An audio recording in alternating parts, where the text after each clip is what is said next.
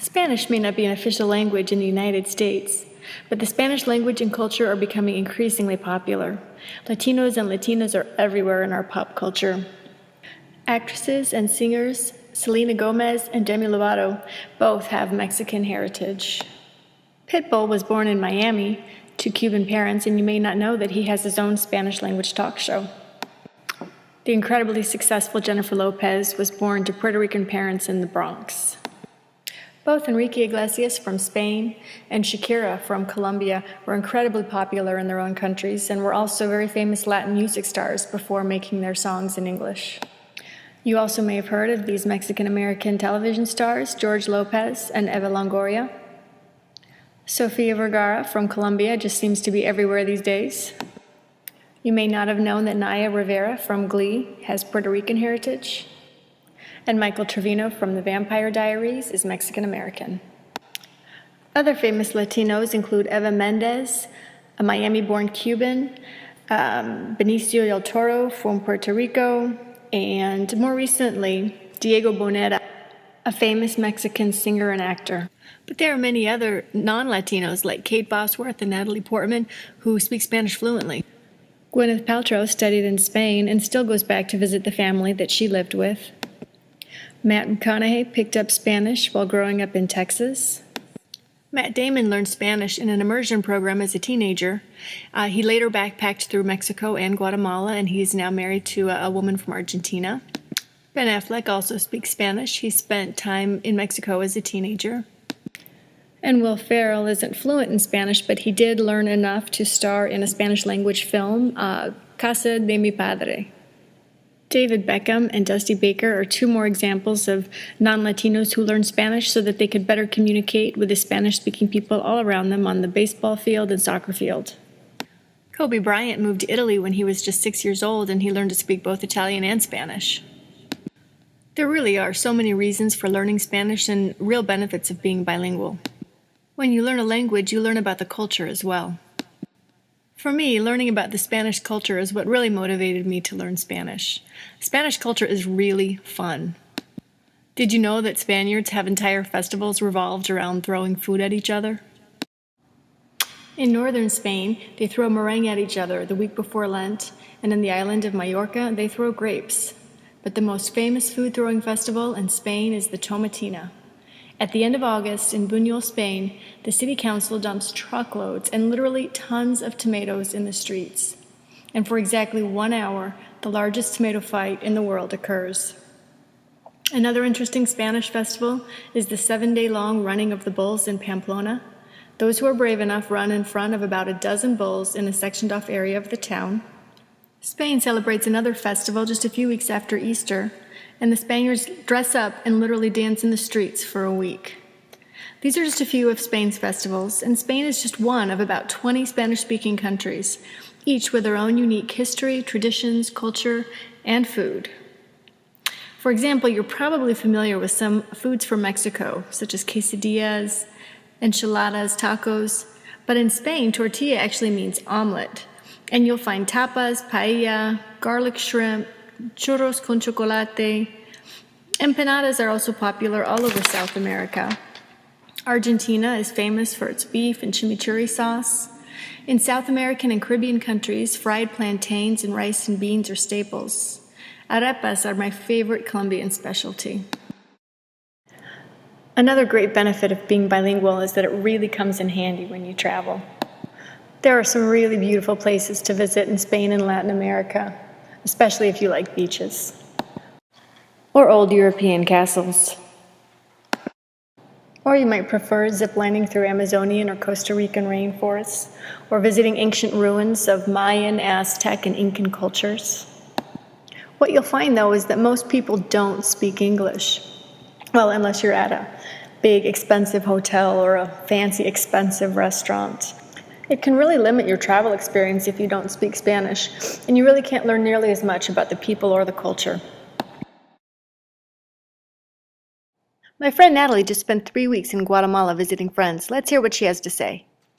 Hola, buenas noches. Buenas noches, ¿qué tal? Bien, bien. Pasa. Gracias. ¿No quieres un café, un té? No, gracias. Ay, una galleta? Ay, sí, por favor. Ay, gracias. Siéntate. Y cuéntame de tus vacaciones de Navidad. Acabo de regresar de Guatemala. He estado ahí por 3. Sí, otra vez. And now joining the conversation are Gina and Austin. Okay, I'm here with Gina. Raise your hand. Austin, obviously, and Natalie. And let's see, you guys graduated from high school last year? Yep. Sure. Okay, and you're all in college this year. Yes. And how many of you are bilingual? Just one? Yeah. And what language do you speak, Natalie? Spanish. Okay, and do you like speaking Spanish? I love it. What do you like best about being bilingual? The fact that I could get a job faster and it benefits in traveling. I got to study abroad last year. In high school? Yeah, I graduated early and I studied abroad for half a year. Where did you go? I went to Guatemala. Oh, nice. And did you make some friends? I did. Are you guys still in touch? We do. I communicate every day. Are those the people that write all over your Facebook wall in Spanish? Correct. Okay. Yeah, and I message every day. So, and there's this great app on the iPhone called WhatsApp, so you can connect with everyone from other countries. Oh, nice. What job did you get because you speak Spanish? I got a job at Hallmark. Oh, okay. And then it helped that you spoke Spanish to work at Hallmark? Yeah, they were looking for someone who spoke Spanish because they had been getting a few customers who were speaking like all Spanish, and they didn't know how to like communicate with them. Oh, because don't they have a whole section of cards too that's like all in Spanish? Sure. I've seen those. Okay, nice. And Gina, Austin, where do you guys work? I work at Trader Joe's. And Gina? I work at Connie's Pizza. Okay. And do you guys ever have Spanish speakers come into your places of work? Yeah, I actually have a lot. And Yeah, same. a lot of people call in too, speaking all Spanish, and it's really hard to decipher Yeah. what's going on. Are there people where you work that can speak Spanish to the customers? There's 2 or 3. Okay. So it would like be helpful if you guys spoke It'd Spanish. be very helpful. Yeah. Are you taking any foreign language in college this year? No. I chose against it. All right. How about you, Natalie? Actually, I'm taking Italian. Oh, nice. I'm on 1102. Good. So hopefully one day I'll be trilingual. Great. Are you going to try and go to Italy? Yes, actually, in next summer. Okay, can I come? All right. So Austin and Gina, you guys just speak one. Is there times when you wished you spoke a second language? And if so, which language would it be? I like to speak French. Yeah, that'd be awesome. Yeah. Sorry to be hating on Spanish. How about you, Gina? I probably want to speak Spanish just for my job because it's would be necessary, kind of. A lot of people come in only speaking Spanish, and I can't really help them because I don't know it. Okay. Well, thank you guys so much for coming over and talking with me. Is there anything else you guys want to add? Any advice? Okay, on three, adios. 1, 2, 3. Adios. So being bilingual can really help in your job. Let's talk to one more person about that. Hi, we're here today with Dr. Hugo Dulce. Hugo, can you tell me where you're from? Initially, I'm from Colombia. Okay. And how long have you been in the United States? It's been now 22 years. 22 years. And where did you do most of your studies? School, I did go to the Ukraine.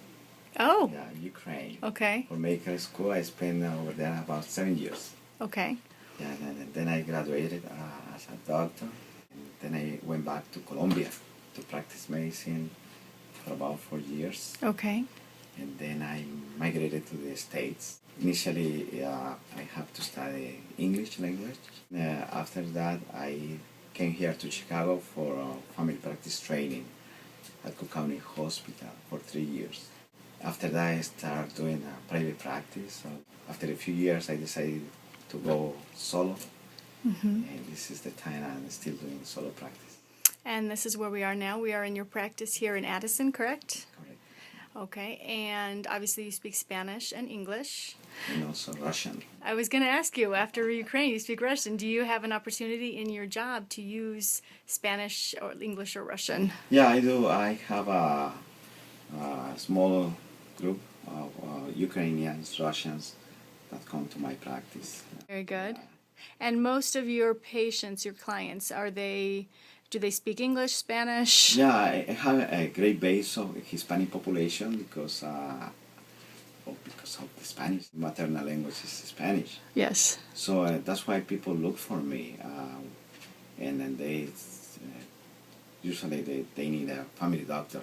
Okay. And they look for a Spanish or bilingual doctor. So most of your practice, the bulk of your practice is Yeah. Spanish speaking. Yeah, about 90% of my population is Spanish speaking. So if you did not speak Spanish, you probably wouldn't have this beautiful office with this large practice, correct? Oh, yeah. So it's, Absolutely, yeah. well, can you show me around a little bit? Oh, let's go. Okay. I have personally found that it is much easier to get a job by being bilingual. My first job after college was as an account executive at a Spanish advertising agency.